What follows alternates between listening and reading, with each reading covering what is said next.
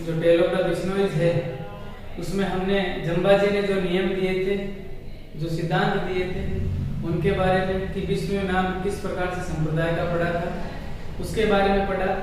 और फिर पढ़ा कि जहाँ जहाँ पर बिश्नोई रहते थे उन स्थानों में बहुत ज्यादा परिवर्तन आ गया था, क्योंकि उन्होंने हरियाली को और जो वन्य जीव है उनको ज्यादा इंपॉर्टेंस दी। लेकिन जो उनकी जो टेरिटरी थी उनके क्षेत्र से बाहर वही स्थिति थी जो पहले से बनी हुई थी। कहने का मतलब है कि वहां पर अभी भी सूखा था, मवेशी नहीं थे और जो मनुष्य है वो भी संपन्न नहीं थे। लेकिन जो बिश्नोई थे वो प्रोस्पेरस बन चुके थे, यानी समृद्ध हो चुके थे। अब इसी बात में क्या होता है कि 1730 की बात हुआ कि उस समय जम्बा जी के समकालीन राव जोधा जी थे। तो राव जोधा जी की जो 9वीं पीढ़ी थी, जो 9वें वंशज थे, यानी जम्बा जी भी नहीं रहे थे दुनिया में और ना ही राव जोधा जी। तो राव जोधा जी के जो 9वें वंशज थे जिनका नाम अभय सिंह था, उन्होंने जोधपुर जो मारवाड़ है उसका जो सिंहासन थ्रोन है उसके ऊपर अधिकार था उनका। तो अब उन्होंने सोचा कि मैं अपने लिए एक महल का निर्माण करवाऊं। तो महल निर्माण के लिए चूना पत्थर की आवश्यकता पड़ी और चूना पत्थर है उनको क्योर करना जरूरी होता, जो क्योर यानी पकाना। और क्योर किससे होता है कि जो ईंधन हो, फ्यूल हो, यानी लकड़ियों से। उस समय लकड़ियों की से ही ईंधन की प्राप्ति होती थी। तो उसके लिए उन्होंने जो खेजरली गांव है वो चुना और क्या घटना घटित हुई उसके बारे में हम आज पढ़ेंगे।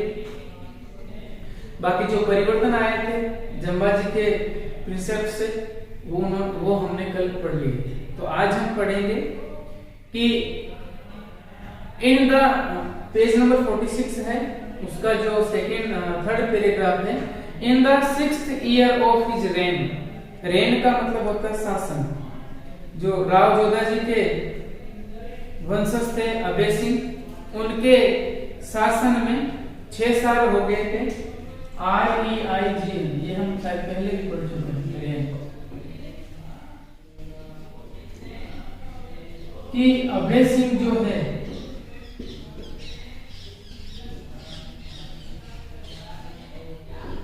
अभय सिंह जो थे उनको शासन करते हुए 6 साल हो गए थे।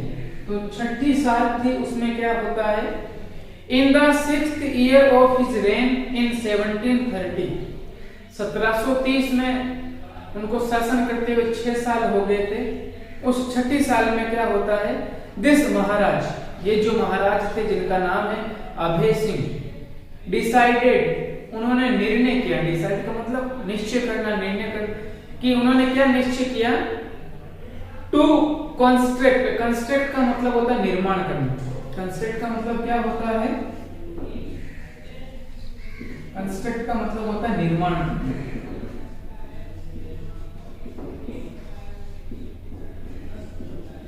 उन्होंने निश्चय किया कि मैं निर्माण करूंगा। डिसाइड का मतलब निश्चित करना।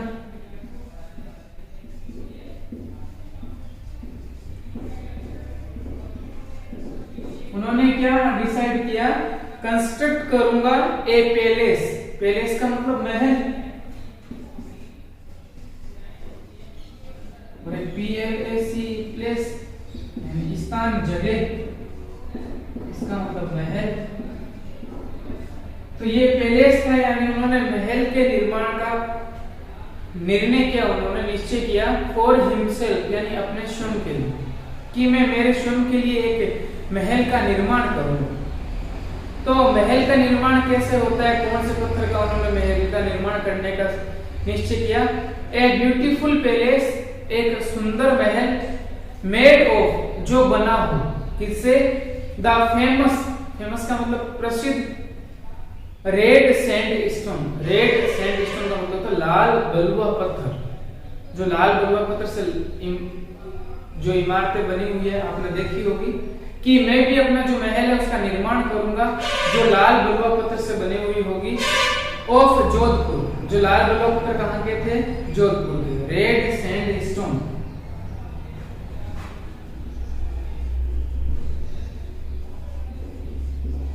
यानी यानी सैंडस्टोन का मतलब बलुआ पत्थर,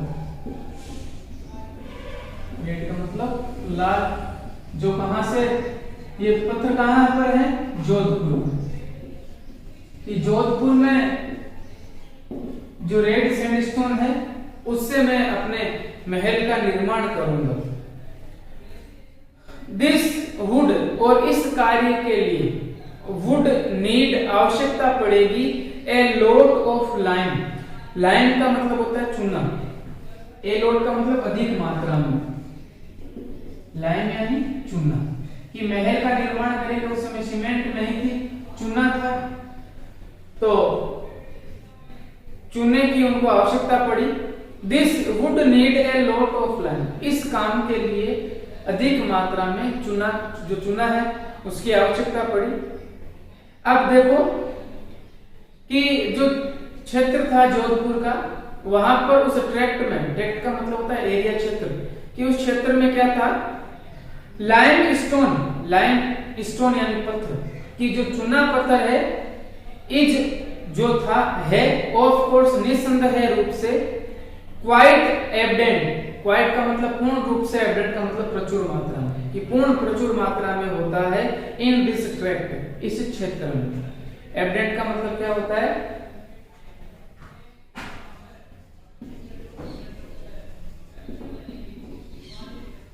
प्रचुर मात्रा में।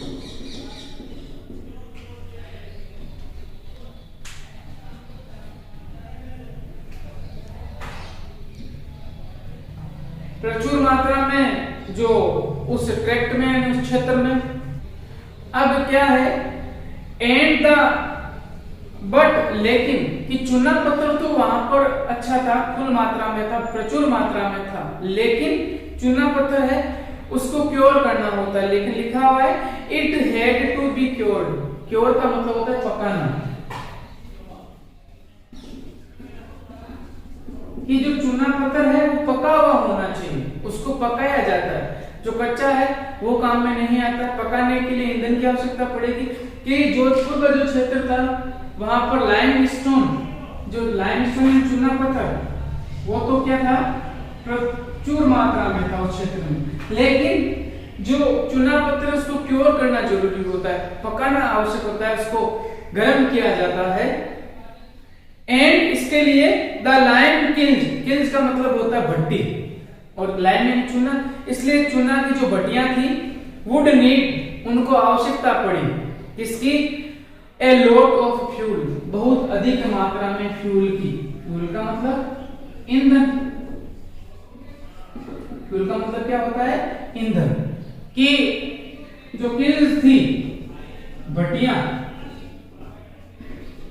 चूने को पकाने की जो भट्टियां लगाई गई थी, उनको ए लोट ऑफ फ्यूल, अधिक मात्रा में फ्यूल की आवश्यकता पड़ी। तो क्या होता है, अब it was not an easy job, यह एक आसान कार्य नहीं था।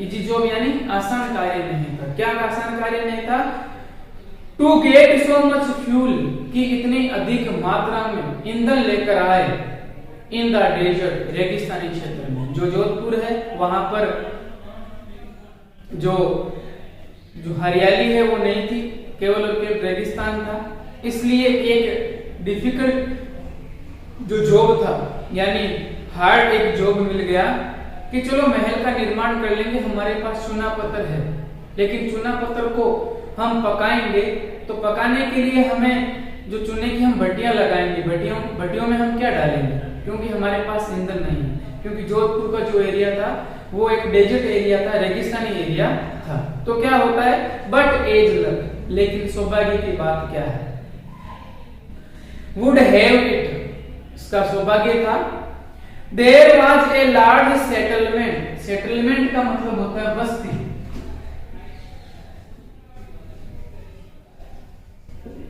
सेटलमेंट का मतलब क्या होता है, बस्ती।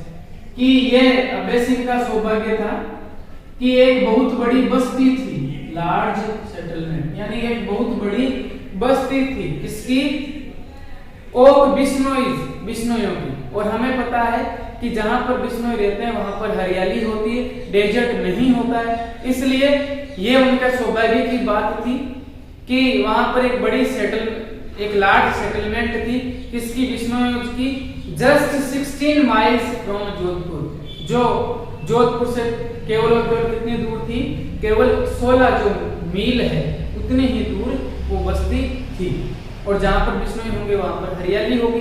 तो यानी इनका जो सौभाग्य वो था कि इनको अब ईंधन के लिए बड़ी मात्रा में जो पेड़ पौधे हैं वो वहां पर मिल जाएंगे। और जो अभय सिंह है वो महाराज थे तो वो आराम से उसको काट सकते थे। तो क्या होता है, दीज पीपल, इन लोगों ने, जो सेटलमेंट, जो बस्ती थी बिश्नोई की, वहां के जो लोगों ने क्या किया, these people had accepted, accept का मतलब होता है स्वीकार कर लेना, अपना लेना, जंबाजी प्रीसेप्ट्स, प्रीसेप्ट्स का मतलब क्या होता है, सिद्धांत। जो जंबाजी ने सिद्धांत दिए थे, जो 29 नियम दिए थे, उन नियमों को इन बिश्नोइयों ने अपना लिए थे।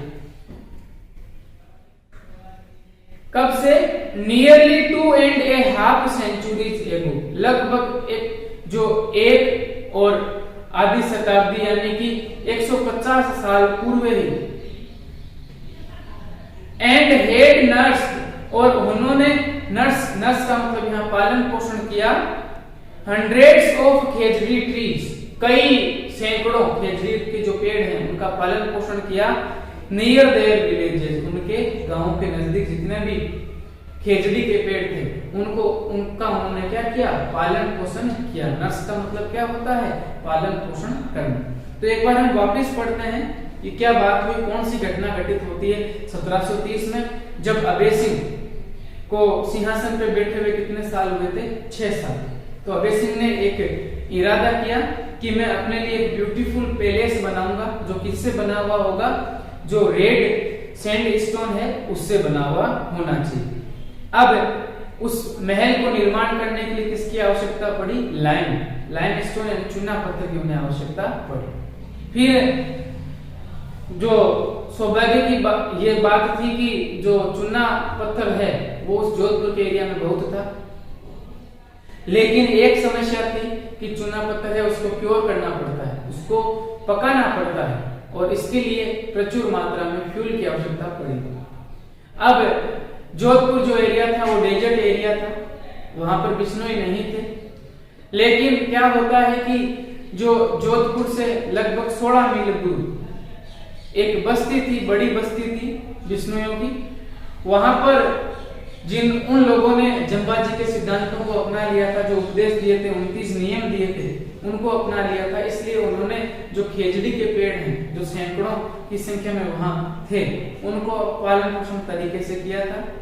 अब क्या होता है, ये जंबाजी के सिद्धांतों को मानते हुए 150 साल हो गए थे उनको, 250 साल हो गए थे। And he nursed hundreds of khejri trees near their villages, और उन्होंने अपने गांवों के नजदीक सैकड़ों जो खेजड़ी के पेड़ थे उनका पालन पोषण किया। एंड और दूसरी बात क्या है, देयर वाज, उसी स्थान पर क्या था, एक्सीलेंट, अच्छी मात्रा में, जो उचित सर्वश्रेष्ठ किस्म का लाइम स्टोन, चूना पत्थर भी था, टू नियर, नजदीक ही था, वन ऑफ देयर विलेजेस, उनके कई गांव थे, उनमें से एक गांव था जिसका नाम खेजड़ली है। उस गांव की एक विशेषता और थी कि एक तो वहां पर खेजड़ी के वृक्ष थे, दूसरी विशेषता थी कि वहां पर जो है लाइम स्टोन, जो चूना पत्थर है, वो भी एक्सीलेंट था। एक्सीलेंट का मतलब अच्छी किस्म का था, उच्च गुणवत्ता वाला वहां पर लाइम स्टोन था। तो ये समस्या हल हो गई। अभय सिंह दीवान, अब अभय सिंह का जो दीवान है उसको ये बात पता चलती है, क्योंकि राजा तो आदेश करेंगे, जो पालन करने का काम था वो दीवान का था। तो अभय सिंह का जो दीवान था, उन्होंने क्या किया, ऑर्डर, आदेश दिया, डेट द लाइम किंग्स, कि जो चुनने की भट्टियां हैं, बी स्टार्टेड, उनको शुरू किया जाए। कहां पर, नियर खेजड़ली, खेजड़ली जो गांव है वहां पर चुनने की भट्टियों को स्टार्ट कर लो, क्योंकि खेजड़ली में पेड़ काटेंगे और वहीं से चुनने को हम पका लेंगे। एंड ऑर्डर, और क्या आदेश दिया, दैट की द ट्रीज बी कट, कि पेड़ों को काट दिया जाए। ईंधन के लिए पेड़ों को आप काट दो, ये दीवान ने आदेश दे दिए।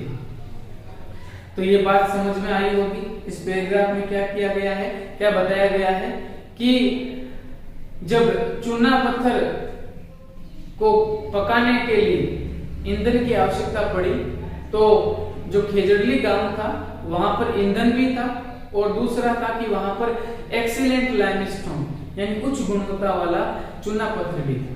तो जो अभय सिंह का दीवान था, उन्होंने आदेश दिया कि जो लाइम किल्स हैं, जो चुनने की भट्टियां हैं, वो कहाँ स्टार्ट की जाए, खेजड़ली गांव के नजदीक। और ईंधन की आवश्यकता पड़ेगी वो तो उस समय जो पेड़ है वहां पर खेजड़ी के, उनको काट काट कर ईंधन की आवश्यकता की पूर्ति कर लो, ये आदेश दे दिए उन्होंने। अब क्या होता है, बट लेकिन आदेश देना आसान था, लेकिन हम सबको पता है कि वहां पर बिश्नोई लोग थे जिन्होंने कई सालों तक उन खेजड़ी के पेड़ों की रक्षा की थी, उनको पालन पोषण किया था। अब क्या होता है, बट व्हेन द वर्कर्स, लेकिन जैसे ही जो वर्कर थे, मजदूर थे, गोट रेडी, तैयार हुए, किसके लिए, टू कट द ट्रीज, पेड़ों को काटने के लिए। किस चीज के लिए, फॉर फ्यूल, ईंधन के लिए।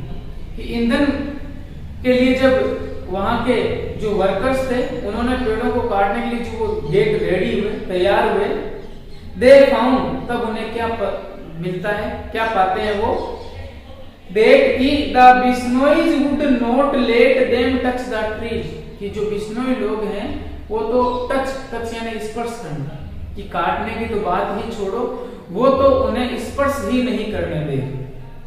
उन्होंने, बिश्नोई लोग थे, उन्होंने साफ साफ मना कर दिया कि आप यहाँ पर पेड़ों को नहीं काट सकते, आप तो टच ही नहीं कर सकते, काटने की तो बात ही दूर है।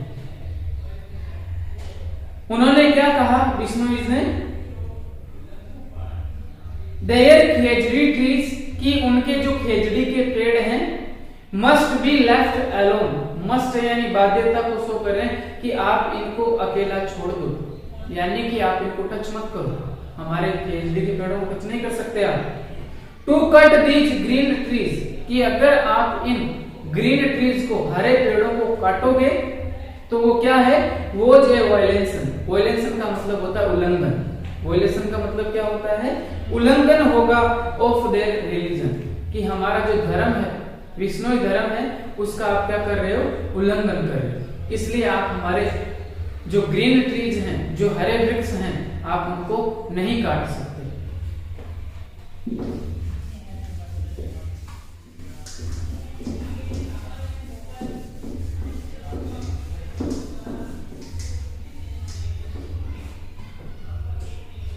वायलेशन का मतलब क्या होता है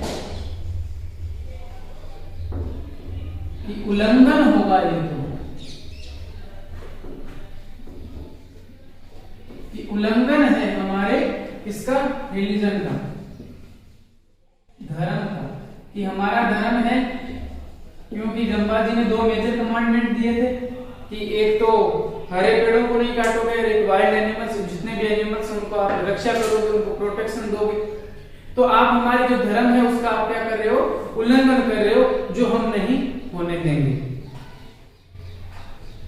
द वर्कर्स, इसलिए जब उन्होंने ये बात कही तो जो मजदूर थे, रिटर्न टू जोधपुर, कहां लौट आए, रिटर्न का मतलब लौट जाना, वापस लौट गए, सेकंड फॉर्म में वापस लौट गए, कहां, जोधपुर।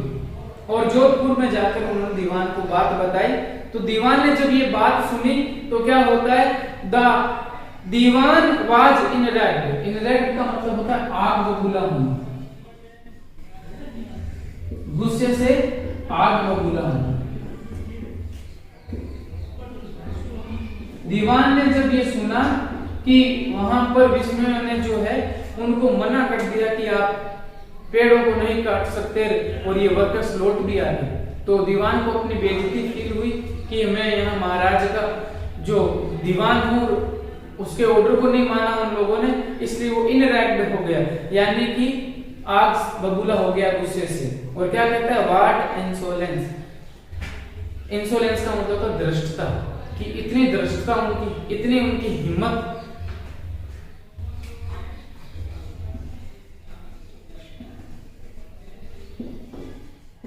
इतनी उनकी धृष्टता है कि वो तुम्हें मना कर दे।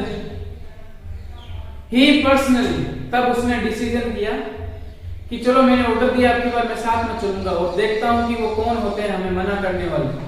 ही पर्सनली, वह व्यक्तिगत रूप से, व्यक्तिगत रूप का मतलब होता है खुद आया था। एक्कम्पनीड, एक्कम्पनी का मतलब होता है साथ में आना, कि वह व्यक्तिगत रूप से साथ में आया। द वर्कर्स, किसके साथ आया? उन मजदूरों के साथ। ऑन हॉर्स बैक, किस पर बैठकर? घोड़े की पीठ पर बैठकर। कहां आया? टू खेजड़ली विलेज, जो खेजड़ली गांव था जहां पर ये घटना घटी थी, वहां आता है।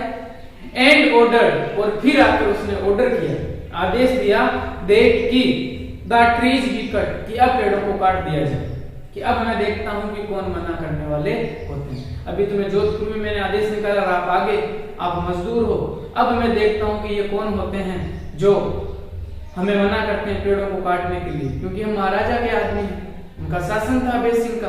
तो अब ये यहां तक हमने पढ़ा है, ये हमने स्टोरी पहले भी पढ़ ली है कई बार, लेकिन ये थोड़ी बड़े स्तर पर है अब, कि क्या क्या होता है, दीवान के गुस्सा होने का कारण क्या होता है, खेजड़ली गांव को क्यों चुना, उसके बारे में पढ़ा। और बिश्नोईज ने उन लोगों को, वर्कर्स को क्या बताया कि ये अगर आप हमारे पेड़ों को काटोगे तो हमारा जो रिलीजन है उसका उल्लंघन, वायलेशन हो जाएगा। अब दीवान खुद जब व्यक्तिगत पर्सनली वहां पर आए हैं तो मजदूरों ने अब कुल्हाड़ियां उठा ली, और क्या होता है? द एक्सेज वर रेज, कुल्हाड़ियों को उठा लिया गया। रेज का मतलब उठाना, यानी काटने के लिए। एंड और the whole village gathered, gathered का मतलब इकट्ठा हो जाना, और संपूर्ण गांव के लोग वहां पर गेदर हो गए, इकट्ठे हो गए।